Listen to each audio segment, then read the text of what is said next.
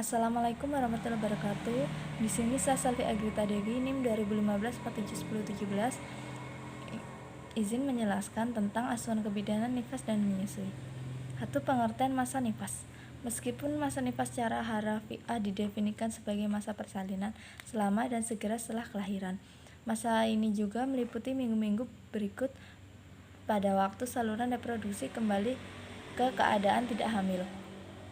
Rencana untuk perawatan selanjutnya yang telah umum dikerjakan oleh kebanyakan ahli obstetri, sekurang-kurangnya sampai hari ini, telah menghasilkan kesepakatan bahwa umumnya 6 minggu dianggap sebagai masa nifas. Selama masa ini, saluran reproduksi anatominya kembali keadaan tidak hamil normal, yang meliputi perubahan struktur permanen serviks, vagina dan perineum sebagai akibat persalinan dan kelahiran,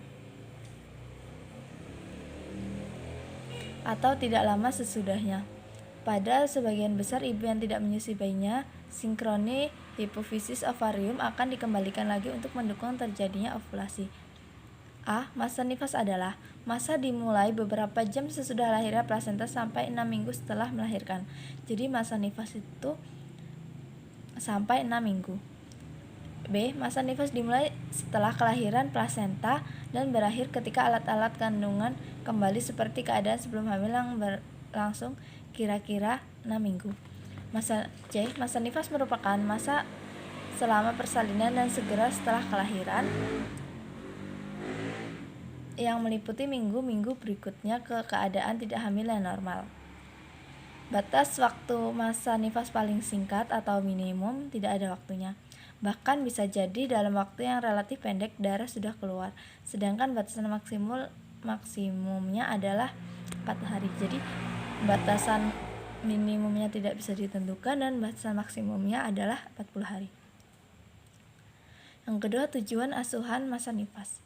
Pelayanan pasca persalinan harus terselenggara pada masa nifas untuk memenuhi kebutuhan ibu dan bayi, yang meliputi upaya pencegahan, deteksi dini, dan pengobatan komplikasi dan penyakit yang mungkin terjadi, serta penyediaan pelayanan pemberian ASI secara menjarangkan kehamilan, imunisasi, dan nutrisi bagi ibu. Selama bidan memberikan asuhan, sebaiknya bidan mengetahui apa tujuan dari pemberian asuhan pada ibu selama nifas, antara lain berikut tujuannya. Yang pertama, menjaga kesehatan ibu dan bayinya, baik fisik maupun psikologis. Yang kedua, melaksanakan screening yang komprehensif menyeluruh di mana bidan harus melakukan manajemen asuhan kebidanan pada ibu nifas. Yang ketiga, setelah bidan melaksanakan pengajian data, maka bidan harus menganalisis data tersebut sehingga tujuan asuhan masa nifas dapat dideteksi masalah yang terjadi pada ibu dan bayi. Yang keempat, mengobati dan merujuk bila terjadi komplikasi pada ibu maupun bayi. Yang kelima, memberikan pendidikan kesehatan tentang perawatan dini, nutrisi, keluarga berencana, menyusui, pemberian imunisasi pada bayi, dan perawatan bayi sehat. Asuhan masa nifas diperlukan dalam periode ini karena merupakan masa kritis baik ibu maupun bayinya. Diperkirakan bahwa 60% kematian ibu akibat kehamilan terjadi setelah persalinan dan 50% kematian masa nifas terjadi dalam 24 jam pertama. Yang kedua, masa neonatus merupakan masa kritis dari kehidupan bayi. 2/3 kematian bayi terjadi dalam 4 minggu setelah persalinan dan 60% kematian bayi baru lahir terjadi dalam 7 hari setelah lahir.